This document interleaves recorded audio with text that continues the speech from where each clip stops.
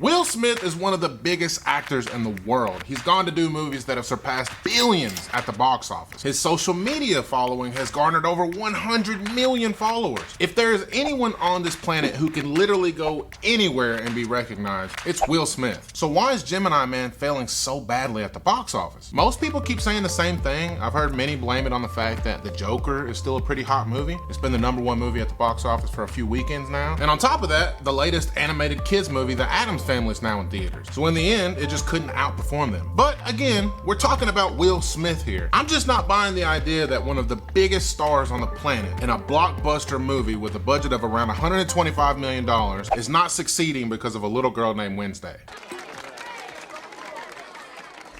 And yes, I know it's getting negative reviews, but there's been tons of movies that have had horrible reviews that still went on to make a killing at the box office, and those movies didn't have Will Smith as their lead star. So what's the deal? Well, here's my theory, my opinion, my thoughts on what I think happened with Gemini Man. As I'm sure a lot of you already know, within the past few years, Will Smith has taken over all of social media. Along with many other high-profile celebrities like The Rock and Kevin Hart, they've come to realize that social media is a great way to connect with your audience, one-on-one, a way to communicate firsthand, a way to spread their name and their brand. And when you put yourself in their shoes to think about it, it's pretty genius marketing. If you have 40 million followers and you have a new movie coming out, then all you have to do is post trailers on your Instagram and boom, 40 million of your fans know when to go see it. And that's free advertising. Plus, I would say that it makes you pretty valuable when it's time to negotiate business deals. Movie companies will of course pay you whatever you want when they know you have that type of credential. So if Will Smith has 40 million followers on Instagram, and he has 7 million subscribers on YouTube, and he has 70 something million followers on Facebook, then how in the hell was Gemini Man not the #1 movie at the box office when it came out? Even if only 3 million of those fans bought a ticket to this movie, it would have at least beaten Addams Family for second place. And it's not like his Instagram followers are the only ones that go watch his films. So those ticket purchases, plus the everyday person that just enjoys going to see a new Will Smith movie, would have probably taken this movie to first place. So if anybody should be questioned on why they didn't go watch a movie about Will Smith fighting a younger Will Smith, I'd say it's all of those millions of followers. And that right there leads me to what I think Will Smith is doing wrong. Will Smith has taken over social media like a storm. You see his face everywhere. He's not only showing up everywhere through his own content, but through other social media influencers as well. He's on as many other YouTube channels as possible. He's always being tagged in other Instagrammers' photos. No matter where you go, Will Smith is there, looking at you, dancing, laughing, jumping out of planes. YouTube Rewind. Oh,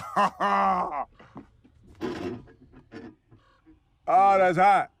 That's hot. Literally everywhere, all the time. Could it be possible that people are just tired of him? And not necessarily tired of him as a person on social media, because if you look at his posts, he's definitely getting attention. Whether it's millions of likes on a photo he posts or millions of views on a video he uploads, the fans are definitely there and they keep coming back. But could it be possible that he's forced himself in some type of social media influencer box of some sort? You create a social media account to let people into your life, to show them the real you, pull back the curtains and reveal all. And for a lot of actors, that's always been sort of a forbidden thing when you think about it. Most big time celebrities enjoy their privacy and don't even have social media accounts at all. And because of that, whether you realize it or not, that sort of creates a mystery to those actors. What is George Clooney really like? Is he as charming in real life as he is in the movies? Those are the type of questions a typical fan might ask themselves. And if George Clooney ever decided to open up an Instagram account, those fans would get to know. And I'm not saying that's a bad thing. Being able to reach millions of fans with just the touch of a button is an awesome thing. But is it necessary? Not really. And could it affect the way the public sees you?